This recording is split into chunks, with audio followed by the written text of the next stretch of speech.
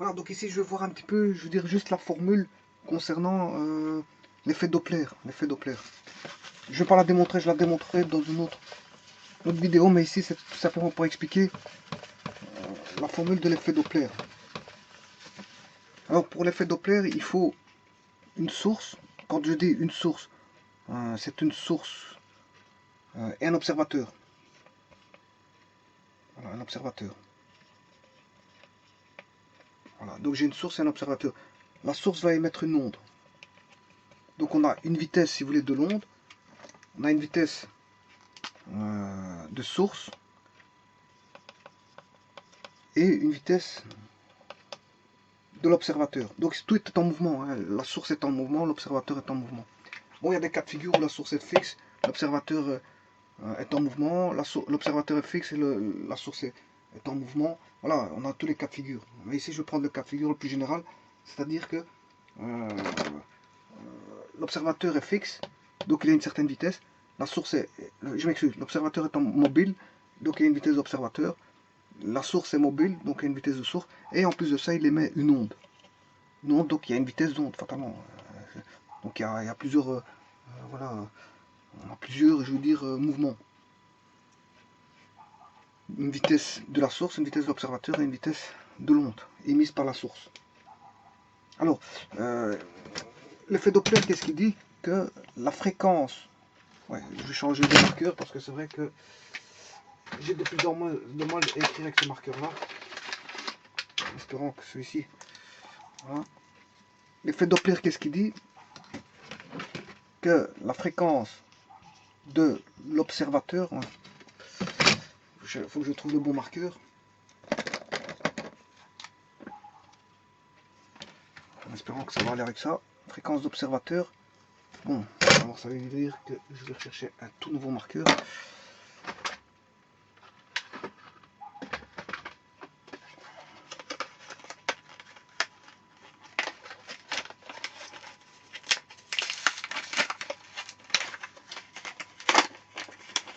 Donc je vais répéter parce que c'est vrai qu'on ne voit pas très bien le dessin ici.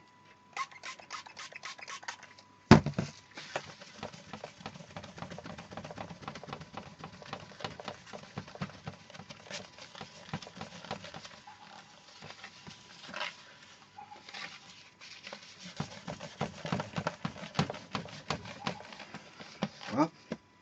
Donc j'ai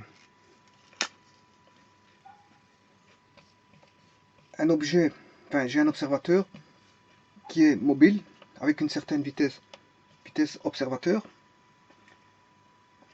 J'ai une source qui va émettre une onde qui est mobile avec une vitesse de source. Voilà. Là, je vais l'appeler VO pour vitesse VOB pour vitesse d'observateur, VSO pour vitesse de source. Et là, vitesse d'onde, VON, onde. Alors, il faut savoir que ici, ce qui va se passer, on aura une fréquence d'observateur, voilà, là, et une fréquence de source. Fréquence de source. Bon, mais la fréquence de source, c'est plutôt la fréquence de l'onde ici. Hein. Voilà, c'est la fréquence de l'onde.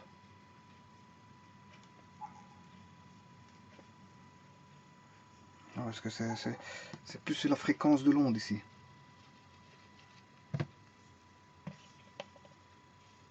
La fréquence de l'onde, pas la fréquence, parce que ça fait que bouger. Ça ne fait que bouger. Donc c'est la fréquence de l'onde. Donc j'ai une vitesse d'onde et une fréquence d'onde. Alors, la formule, je vais la mettre directement, comme ça on est fixé là-dessus. Alors, la fréquence d'observateur va dépendre de la fréquence de l'onde. La fréquence reçue par l'observateur va dépendre de la fréquence de l'onde émise. Voilà. Au travers d'une formule qui va mettre en rapport les vitesses. C'est un rapport de vitesse. Attention que j'ai la fréquence ici une fréquence, j'aurai toujours les unités d'une fréquence parce qu'ici le rapport il va être une vitesse sur une vitesse. Donc je dirais même une somme sur une différence et une différence sur une somme de vitesse. Donc je vais avoir la vitesse de l'onde.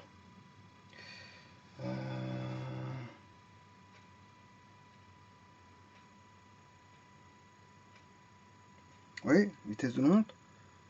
Là, donc vitesse onde. Là, je vais avoir la vitesse de l'onde.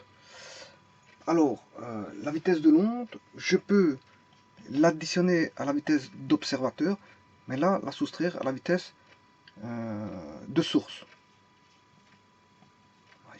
Ici c'est tout simplement la vitesse de l'onde est additionnée à la vitesse d'observateur, et là, la vitesse de l'onde est soustraite à la vitesse de source. Alors, il y a un autre cas de figure, c'est la vitesse de l'onde moins la vitesse de l'observateur, et si je mets un moins ici, je dois mettre un plus. Voilà. Et ça, c'est le cas de figure le plus général, c'est-à-dire quand tout est en mouvement. Alors, quand est-ce que j'ai plus et moins? Mais là, on va voir tout de suite. Quand est-ce que j'utilise le plus et le moins là, ou le moins et le plus? Vous comprendrez, c'est quand il y en a un qui se rapproche ou qui s'éloigne. C'est une question de rapprochement et d'éloignement. Bon, alors pour ça, il faut que je fasse ceci. Et on va faire un cas de figure où un est fixe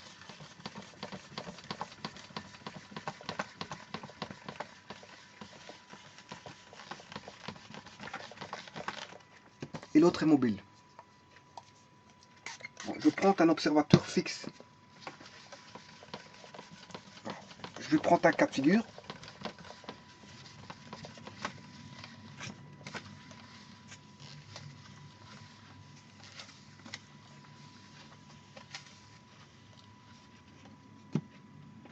On va prendre un cas de figure où j'ai un personnage mobile avec une voie, un véhicule qui passe, qui émet une onde. Voilà, donc l'observateur là il est fixe et là lui il est mobile. Voilà, donc il émet une onde, on va dire, non pas mécanique mais une onde électromagnétique, c'est-à-dire avec une certaine vitesse qui est la célérité c. Voilà, donc lui il est fixe, donc la vitesse d'observateur elle est nulle. Et la vitesse de source ici, bon, elle est différente de 0. Alors, si j'applique ceci ici, on a f observateur, j'applique la formule là, j'aurai la fréquence de l'observateur, vous la vitesse de l'onde, qui est ici c, moins la vitesse, plus, je vais essayer avec un plus tout d'abord, parce que justement je vais regarder s'il s'éloigne ou il se rapproche, vitesse de l'onde, plus la vitesse de l'observateur. Mais la vitesse de l'observateur est nulle, donc c'est plus 0, ça fait 0. Voilà. Donc si je mets plus ici, c'est qu'en dessous, c'est C moins, ce sera, si j'ai mis plus, je mets un moins en dessous. C'est la vitesse de l'onde qui est C, puisqu'il envoie une onde électromagnétique C, moins la vitesse de source. Moins la vitesse de source, je vais mettre V source. Vitesse de source, c'est la vitesse du mobile ici. Alors maintenant, fois la fréquence de source. Alors maintenant, on va regarder ceci. Qu'est-ce qui est plus grand? C'est le numérateur, parce que si je fais C moins quelque chose, c'est que le numérateur est plus grand que... On sait bien que C est plus grand que C moins VS. Hein, on sait bien que celui-ci, comme on retranche quelque chose de positif à C, c'est que lui, il est plus petit que lui. Donc ça veut dire que c'est plus grand. Ça veut dire que j'ai une fréquence plus grande ici. Voilà. Si j'ai une fréquence plus grande, ici, si j'ai un rapport, je m'excuse, un rapport plus grand que 1, ça veut dire que la fréquence observateur, c'est un nombre plus grand que 1 fois la fréquence de source. Ça veut dire que la fréquence d'observateur est plus grande. La fréquence d'observateur est plus grande que la fréquence de source. Alors, je rappelle qu'une fréquence plus grande, c'est ceci.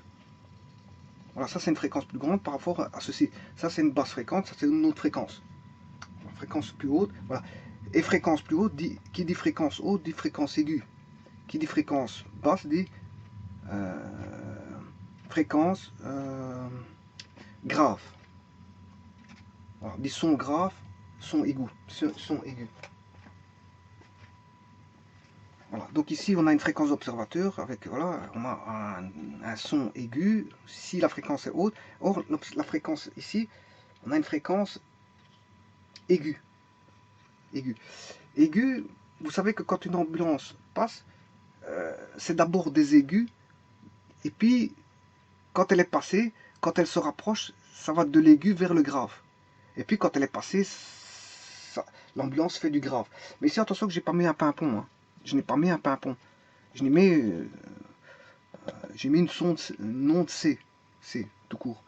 Non de C avec une célérité C qui est non d'électromagnétique. Bon, j'aurais pu mettre un signal mécanique. Hein. Enfin, une onde mécanique telle que le pimpon. Voilà, et si je mets le pimpon, voilà, là c'est une onde sonore. C'est la vitesse, le C c'est la vitesse de l'onde sonore qui est la sirène. Alors, comme ça, bon, je prends pas une onde électromagnétique mais une onde mécanique.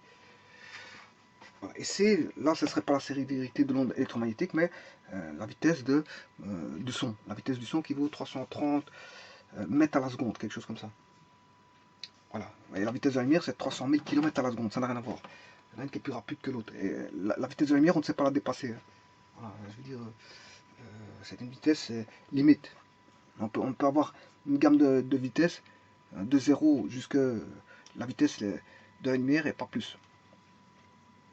Voilà, donc ici, ça veut dire que la formule là, si je mets plus 0 et moins Vs, ça veut dire que l'ambiance se rapproche. Ça veut dire qu'ici, le plus et le moins, ici, est utilisé dans un cas de rapprochement.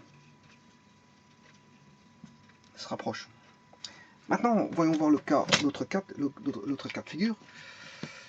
Vous allez comprendre qu'on va voir les graphes, et donc ça veut dire qu'ils s'éloignent. Alors pour ça, qu'est-ce qu'il faut faire? C'est, j'applique toujours la formule. Donc là, j'ai la fréquence de source, émise par la sirène. La fréquence de l'observateur, c'est ce qu'il va entendre de la sirène. Voilà, fréquence de l'observateur, qui est l'observateur qui est le récepteur, et l'émetteur qui est la sirène. Voilà. Bon, bien sûr, l'être humain a des captures qui sont les oreilles qui permettent d'entendre le son. Hein. Bon, et voilà. Et donc les fréquences des sons. Donc ici, maintenant, si je prenais la V onde moins V observateur. V onde moins V observateur. Mais la vitesse d'observateur, j'ai dit qu'il était fixe. Donc ça fait 0.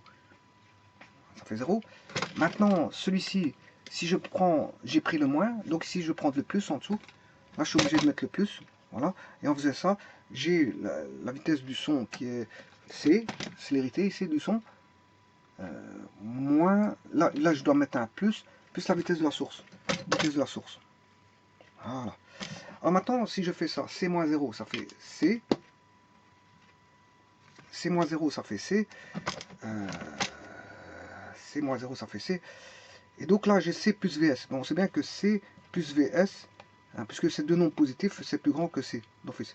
Donc ça veut dire que là, le dénominateur est plus grand que le numérateur. Ça veut dire que là, j'ai une fraction plus petite que 1, et donc que la fréquence d'observateur est plus petite que la fréquence de source. Voilà, fréquence d'observateur. Et donc, si la fréquence d'observateur est plus que, ça veut dire qu'on a une fréquence plus petite, ça veut dire que j'ai quelque chose de grave. Voilà, j'ai un son avec une fréquence plus grande. Qui dit une fréquence plus petite. Qui dit fréquence petite, qui dit petite fréquence, dit période grande. Donc période grande, fréquence petite dit période grande. Alors, période, elle est grande. Période, je vous rappelle que c'est le temps mis pour refaire le même signal. Hein. Pour un signal qui est périodique, on a des motifs qui sont toujours les mêmes de répétition, des motifs de répétition, mais un des motifs de répétition, on va dire, qui vont engendrer les autres, eh bien, son temps de répétition, c'est la période. Et donc, plus la période est grande, plus la fréquence est petite. Donc si on a une petite fréquence, donc on est dans les graves. Parce qu'un son comme ceci, c'est un son grave. Donc ça veut dire que l'ambulance, là, elle est passée. Ça veut dire qu'elle s'éloigne. Donc quand elle s'approche, on a des aigus, quand elle s'éloigne, on a des graves. Ce qui veut dire que on a tout compris que celui-ci, V onde moins V observateur sur V onde plus V source fois la fréquence de l'onde, ça c'est utilisé pour l'éloignement. Voilà, l'éloignement. Donc il y en a un, c'est le rapprochement et l'autre l'éloignement. Donc le rapprochement, ce sera, si vous voulez un rapprochement, quand la source se rapproche de l'observateur, on aura plus-moins. Voilà. Maintenant, quand la source s'éloigne de l'observateur, par la droite ou par la gauche, on s'en fout. Je veux dire, si elle se rapproche par la droite ou par la gauche, on s'en fout, c'est un rapprochement. Hein. Voilà, donc on aura les formules là, plus, moins, comme ceci. Ça, c'est la vitesse de l'onde, ça, la vitesse de l'observateur, vitesse de l'onde moins vitesse de source. Donc ici, on voit que c'est la vitesse de l'onde qui va, chaque fois, au numérateur jouer avec l'observateur, la vitesse de l'onde au numérateur est jouée avec l'observateur, et la vitesse de l'onde qui joue avec la vitesse de source. Là, c'est la vitesse de l'onde, et là, la vitesse d'observateur au numérateur, et au dénominateur, la vitesse de l'onde et la vitesse de source. Maintenant, si elle se rapproche, c'est plus moins, et si elle s'éloigne, c'est moins plus.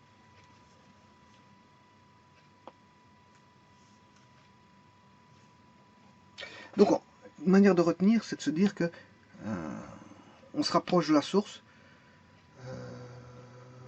on se rapproche de l'observateur, je m'excuse, on se rapproche de l'observateur. Donc si la source se rapproche de l'observateur, c'est un plus au numérateur. Et si c'est un éloignement, c'est un moins au numérateur. Et fatalement, si c'est un plus au numérateur, c'est un moins au dénominateur. Si c'est un moins au numérateur, c'est un plus au dénominateur. Voilà, et ça, c'est les formules d'application, si vous voulez, de l'effet Doppler. Mais attention que ce n'est pas toujours ces formules-là qui sont utilisées, parce qu'il existe des autres formules. D'ailleurs, je vais faire un exemple sur une sonde qui va mesurer la vitesse d'écoulement du sang. Et là, je ne vais pas utiliser ce genre de formule. C'est des autres formules complètement différentes. Voilà. Je vous remercie.